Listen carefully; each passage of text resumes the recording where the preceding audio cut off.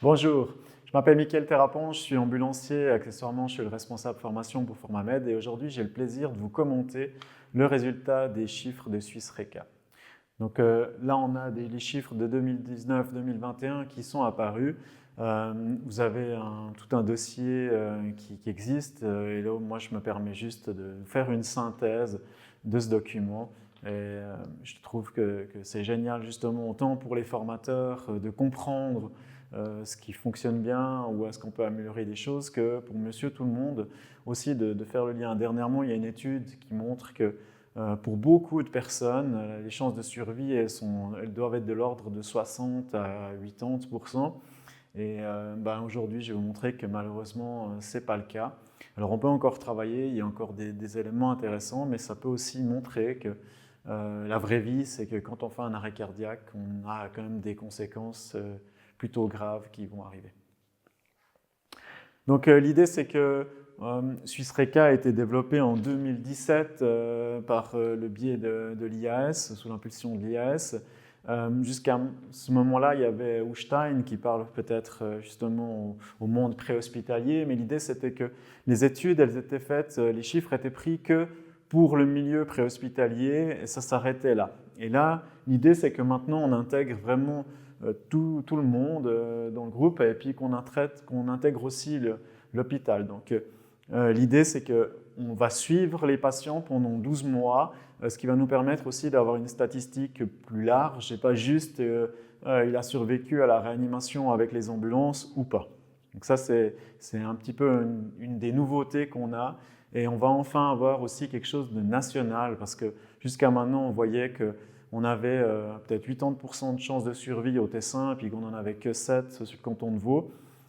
Pourquoi ces disparités? C'est parce que ce n'était pas la même façon d'étudier les chiffres, pas les mêmes bases de données, donc forcément pas les mêmes résultats et on ne peut pas vraiment avoir une vraie comparaison, vraiment quelque chose d'intéressant globalement.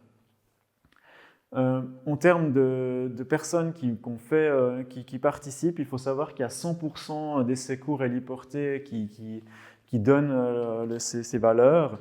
Et puis on a 98% des services d'ambulance, ce qui représente à peu près 120 organisations différentes pour avoir ces fameux chiffres.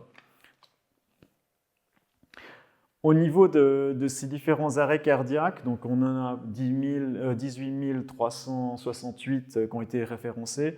Aucun est dans un centre hospitalier, donc ça c'est aussi une des spécificités. Donc on parle que de l'extra-hospitalier et on n'a pas intégré la notion du Covid dans ces études-là. Et les chiffres ont été un petit peu arrondis, donc on n'a peut-être pas exactement à la bonne virgule, mais ça n'a pas une influence monstrueuse dans les chiffres que je vais vous citer après. Ce qui est intéressant, c'est qu'on voit qu'on a une moyenne d'âge de 68 ans. Alors on le savait, hein, les dames vont vivre plus longtemps que les messieurs. Ça se confirme avec cet âge de 67 ans chez les hommes et 70 ans chez les dames. Ça, on sait qu'il y a plusieurs facteurs, mais l'œstrogène conserve un peu. Les femmes vont vivre plus longtemps que les hommes. En termes de lieu, alors on voit que l'endroit le plus fréquent, c'est le domicile.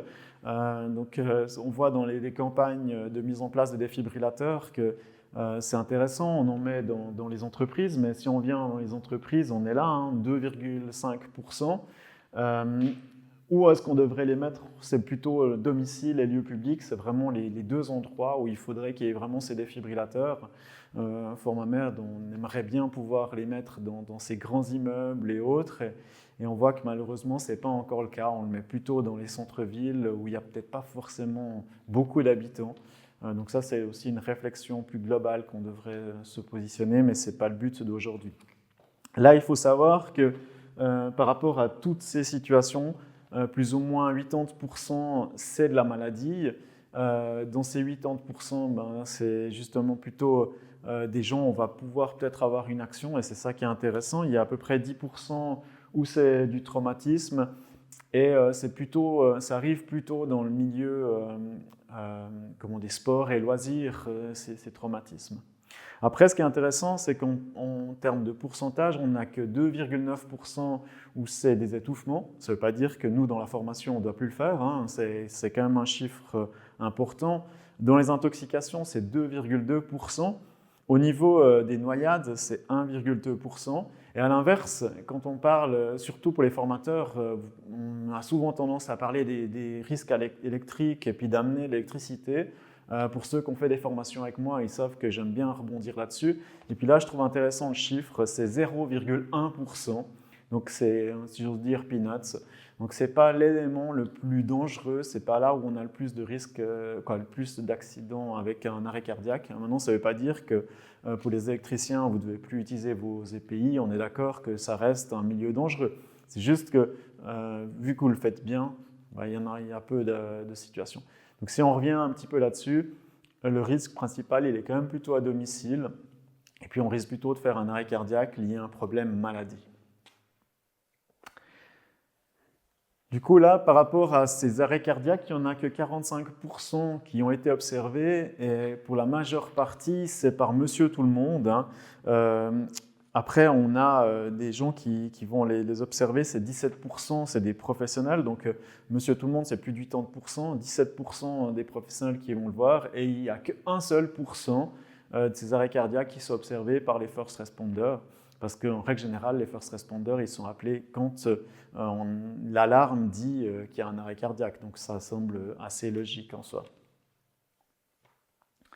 Dans les rythmes initiaux, donc vous avez à peu près 27%, c'est la fameuse fibrillation ventriculaire. Donc c'est dans cette situation-là que le défibrillateur va avoir tout son intérêt. On a 45%, c'est la systolie. Donc là, c'est ce fameux trait plat qu'on voit dans les séries.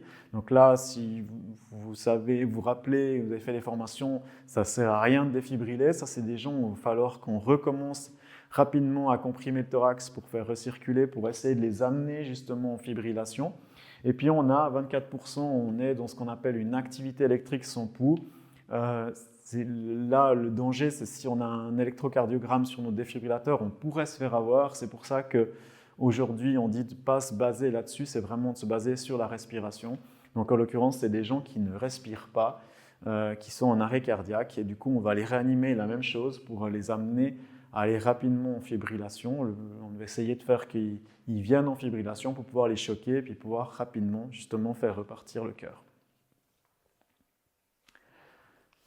Au niveau de ces résultats, on a 6 personnes sur 10 qui malheureusement décèdent sur place. Donc on a quand même encore aujourd'hui beaucoup de gens qu'on n'arrive pas à sauver. On a 3 personnes, justement, on arrive à l'hôpital avec une activité circulatoire et puis on a une personne qui est transportée sous réanimation. Et là, vous voyez peut-être, vous avez peut-être déjà vu, on a des planches maintenant dans le milieu médical qui vont réanimer. Et les études ont montré que ce système de compression thoracique, il n'est pas meilleur que les compressions manuelles. Par contre, dès qu'on roule, dès qu'on bouge, là, il devient vraiment meilleur. Donc ça, c'est intéressant, ça va nous permettre de déplacer des gens sous réanimation en ayant une réanimation de qualité. Dans le temps, on faisait peut-être des compressions qui n'étaient pas si optimales durant le trajet.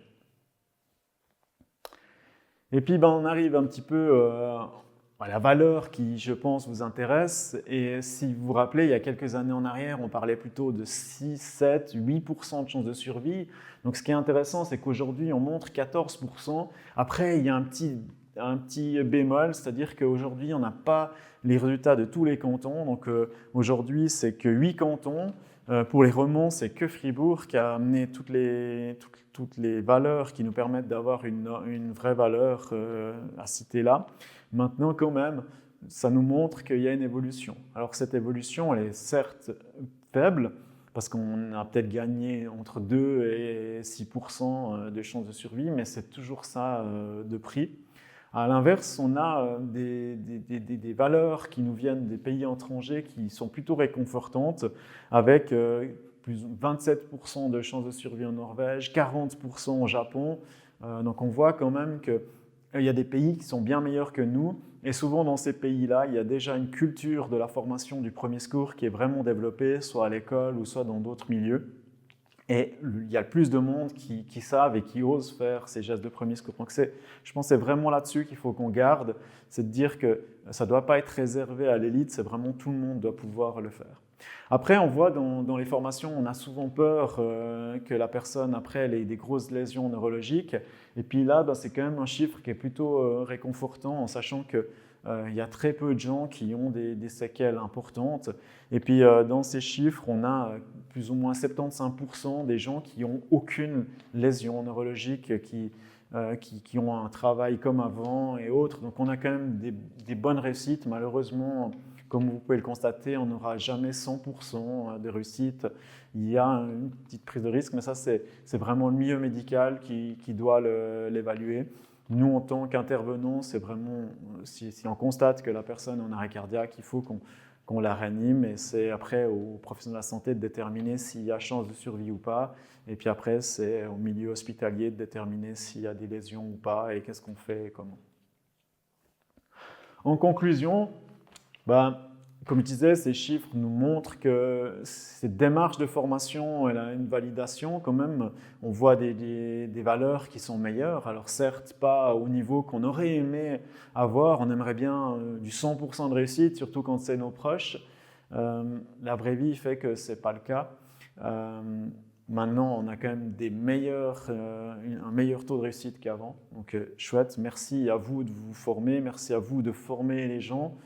Merci à vous peut-être d'offrir ces formations en interne dans vos entreprises. Toutes ces démarches-là font qu'il y a des chances de survie qui sont en augmentation. On aura justement le SRC qui s'adapte un petit peu à ces différents chiffres, qui va pouvoir aussi utiliser ces chiffres pour changer peut-être différentes choses, différents éléments. Pour là, en l'occurrence, il n'y avait rien de spécifique, marquant qu'on pouvait prendre tel quel pour avoir un changement, mais ces études vont permettre de quantifier, d'améliorer. Puis ce qui est intéressant, c'est qu'on va avoir un rapport qui sera justement plus global, et puis on aura quelque chose d'international qui nous permettra aussi de nous comparer par la suite. Donc on va pouvoir justement vous retransmettre ça au fur et à mesure qu'on a des informations, que les chiffres ressortent.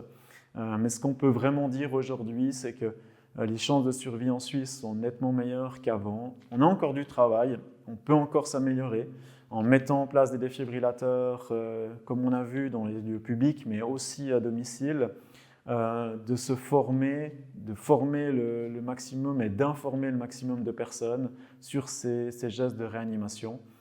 Un petit élément tout bête, et puis je vais conclure là-dessus, c'est que souvent on parle de massage cardiaque, et aujourd'hui on nous dit justement qu'il faut vraiment promouvoir les compressions thoraciques et pas le massage, parce que massage c'est un peu tout doux, tout gentil, et puis la réalité c'est qu'on va comprimer, on va enfoncer ce thorax, on va vraiment descendre à 5-6 cm de profond, et c'est quelque chose qui doit rester quand même, c'est traumatisant, c'est quelque chose de fort.